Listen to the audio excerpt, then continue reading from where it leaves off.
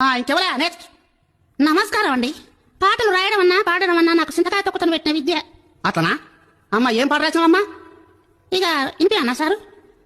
పచ్చగూర పాలకూర నేను వండినా పందికూర తిందురారా మొండి మొగడా. పచ్చగూర పాలకూర నేను వండినా పందికూర తిందురారా మొండి మొగడా.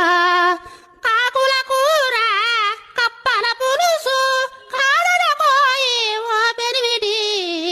పచ్చగూర పాలకూర నేను వండినా పందికూర తిందురారా నొండి మొగడా. ఎట్లున్నాయి సారు సపట్టు కొట్టవైతివి? నీ ఇంట్లో అనుకునే కూరల పేర్లన్నీ ఎంతో ముందుకు రాసినావమ్మా. గిసొంటి పాటలు నేను వచ్చేంత వరకు చూడాలనుకున్నా. మంచిగా రాసినావమ్మా.